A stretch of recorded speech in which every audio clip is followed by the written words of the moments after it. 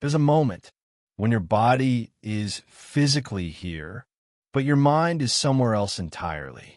You imagine conversations that never happened, arguments, confessions, perfect future moments, sometimes painful, sometimes comforting, sometimes so emotionally detailed. They feel almost real. And after a while, you quietly wonder something. Why do I do this so much? Why does your mind constantly create scenarios? Why do imagined moments sometimes feel more emotionally powerful than real ones? If that feels familiar, you're not alone. And no, your mind isn't broken. It's psychological. Imagine this. You're lying in bed at night. The room is quiet. Nothing unusual is happening. But suddenly, your mind starts building a scene. Maybe someone finally understands you.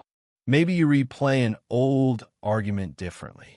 Maybe you imagine success, revenge, love, closure. And within seconds, your emotions react as if it's happening now. Your chest tightens or softens. You smile slightly or feel anxious instantly, even though none of it is real. That's how powerful imagined scenarios can become. Pause for a second. Think about the last fake scenario you replayed repeatedly. What emotion was connected to it? Comfort? Fear? Regret? Validation? That connection matters deeply because imagined scenarios usually reveal unmet emotional needs underneath. People don't daydream randomly. The mind creates emotional simulations for a reason. Sometimes it's preparation. Sometimes it's escape. Sometimes it's emotional processing. And sometimes it's the only place someone feels understood. People who imagine fake scenarios often have highly active emotional inner worlds. Their mind naturally moves inward, toward reflection, toward possibility, toward emotional rehearsal. Instead of simply experiencing life externally, they mentally experience life internally too, and that creates intense imagination. But there's another hidden layer here. Many people create fake scenarios because reality feels emotionally incomplete.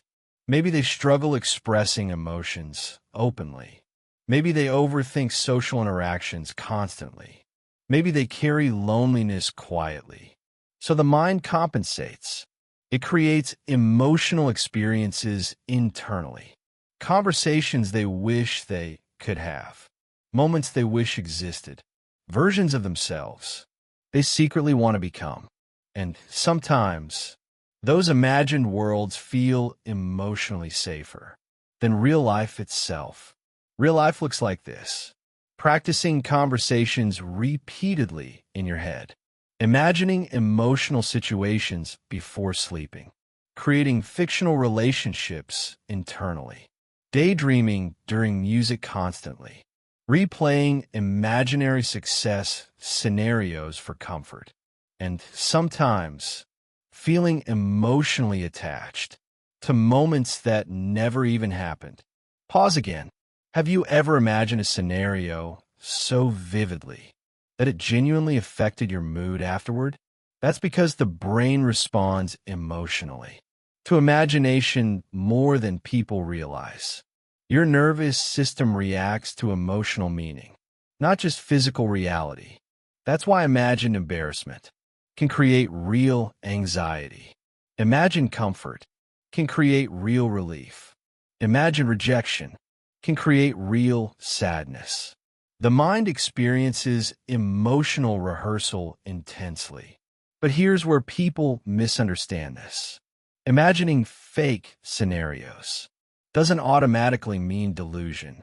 For emotionally deep people, it's often reflection mixed with emotion, creativity mixed with longing, overthinking mixed with hope. The problem only begins when imagination completely replaces reality, when imagined comfort becomes easier than real vulnerability, when fake conversations replace honest ones, when fantasy becomes safer than connection. And honestly, Many emotionally overwhelmed people slowly drift toward that without noticing. Because imagination offers control, real life doesn't. In imagined scenarios, you control the outcome, the dialogue, the emotions, the understanding. Reality is unpredictable. People misunderstand you. Conversations go wrong. Emotions become messy. But imagination stays emotionally manageable. And for anxious minds, that control feels comforting. But here's the twist most people never realize. People who constantly imagine fake scenarios are often deeply emotional people underneath. They feel things intensely, think deeply, notice emotional possibilities constantly. Their imagination isn't empty. It's emotionally charged, sometimes painfully so, and many of them aren't trying to escape reality completely. They're trying to emotionally survive it, trying to process feelings safely, trying to experience connection internally when external connection feels difficult. So if you're someone whose mind constantly creates scenarios, there's nothing strange about you. You're not crazy, and you're not weak for escaping mentally sometimes. Your imagination may simply be carrying emotions. Your real life hasn't fully resolved yet. But at the same time, your real life deserves attention too. Because imagined comfort can never fully replace real healing, real conversations, real vulnerability, real connection, and maybe the goal was never to stop imagining completely. Maybe it's learning why. Your mind keeps returning there. Because once you understand the emotions hiding beneath those scenarios, you stop judging yourself for imagining so much and start understanding what your mind was trying to tell you the entire time.